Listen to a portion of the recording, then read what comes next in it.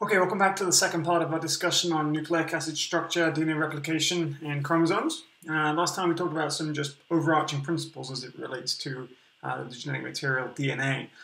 So what we're going to move on to next is a discussion of how we can answer the question, how do we know that DNA is the genetic material? So there were really three important sets of experiments in history which led us to the knowledge that DNA is the genetic material. The first one was Fred Griffith's experiment in 1928. The second one was the experiment of Avery, McLeod, and McCarty a few years later. And the third was the experiment of Hershey and Chase in the 1950s. So I'm going to discuss the first experiment and the third experiment, and I am going to leave you to read about the second experiment.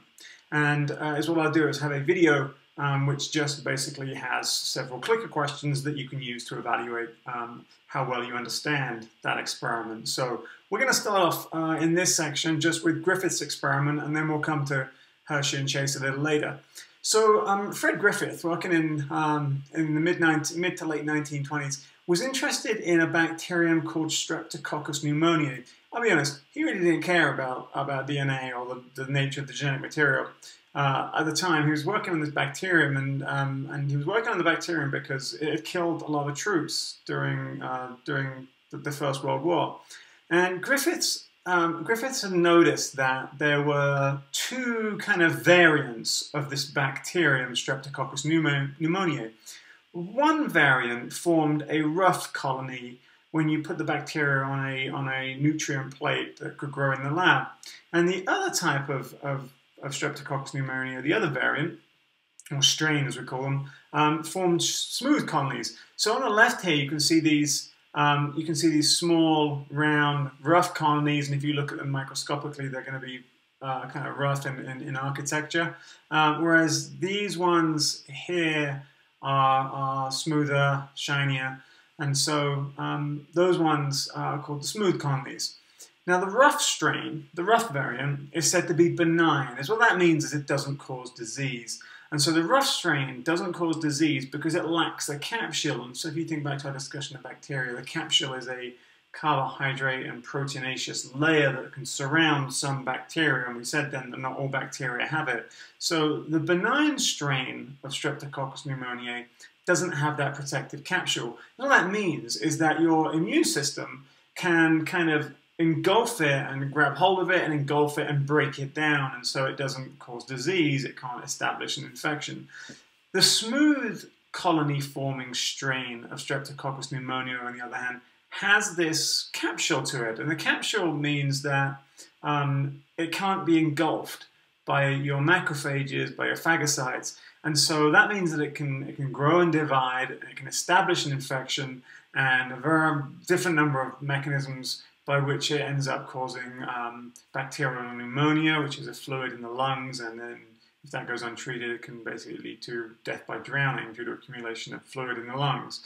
So the rough strain is relatively harmless, and the smooth strain is virulent. That just means it causes disease. So we've got these two strains. So here's the experiment that Griffith did.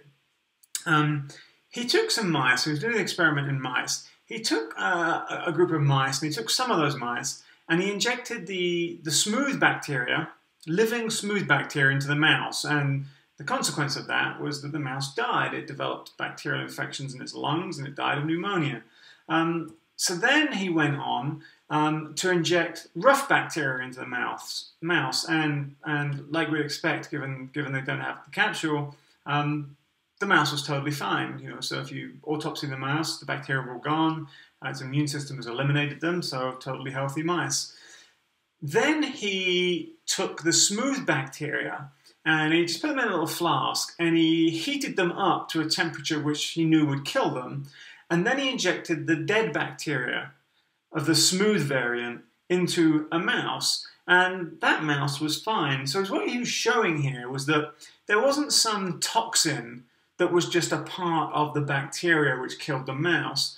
To kill the mouse, the bacteria had to be living, and that was important because it means that they're growing, they're dividing, and that was important for what came next. So in the next experiment, and this is the really important part of the experiment, Griffith took his dead smooth bacteria, those ones that he heated up, we just talked about, and he mixed them with living rough bacteria. So he's putting into the mouse bacteria which are rough and living, and they didn't kill the mouse, and smooth and dead, and they didn't kill the mouse. So he's putting those in together. And so what happened here was that the mouse died.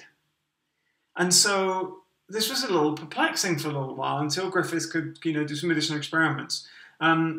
If you take that mouse and you necropsy the mouse, what you find is that the blood is full of living, smooth bacteria. But you put in dead smooth bacteria and live rough ones. And there are no rough ones because they've been eliminated by the immune system. But you've got these living smooth ones. And so this was pretty perplexing.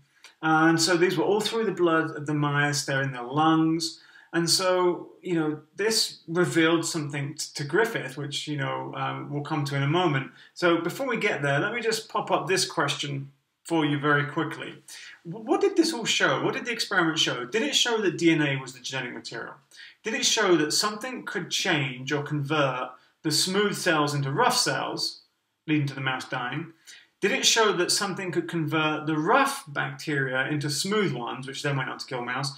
Or did it show that that the dead cells could come back to life and then kill the mouse? So these are kind of some different questions. D, obviously, Pasteur showed many, many, many years before Griffith came along that life comes from the living. You cannot get life from the non-living. That was the work of Pasteur, probably some of his most important work, in fact, despite he's known for things like some work on vaccines and pasteurization, those kinds of things. Did the experiment show anything about DNA or the genetic material? He didn't do any experiments with DNA. You can't conclude anything about DNA or the genetic material. And so we're left with B and C. Something that could convert smooth to rough. Well, the rough ones don't kill the mouse, so that wouldn't make sense. So C, something can convert the rough to smooth. So we were putting the living rough cells in, along with the dead smooth ones, and then we were finding the smooth cells, and the mouse was dead. So something was causing the rough cells, which were alive, to become smooth. And so Griffith termed this factor, this something, that could convert the rough-celled bacteria into smooth-celled bacteria, convert the benign rough into the virulent S strain. He called this the transforming principle. And this was the first experiment that showed there was some kind of substance which could transmit genetic information. And we knew it must be genetic information because it was being passed from one place to another and new characteristics were being acquired, the new characteristic being the capsule of the bacteria. So what he was able to show was that there was some factor, which he called the transforming principle, which could be taken up by the rough bacteria, absorbed from the environment by the rough bacteria, made the rough bacteria smooth by the production of a capsule, and that could be then passed on through division of the rough bacteria and led to the mouse's death. So this showed the presence of something that Griffith called the transforming principle. So we're going to stop it there for now, and we're going to pick it up next time with just some quick questions about Avery, McLeod, and McCarty's experiment. So that's going to be the middle piece. So you need to go away and do some research online, watch some of the videos that I've posted, and read in depth about the experiment of Avery, McLeod, and McCarty. And then next time I come back, I will give you a few quick questions to see whether that kind of made sense to you. So I'll stop there, and I will catch up with you next time.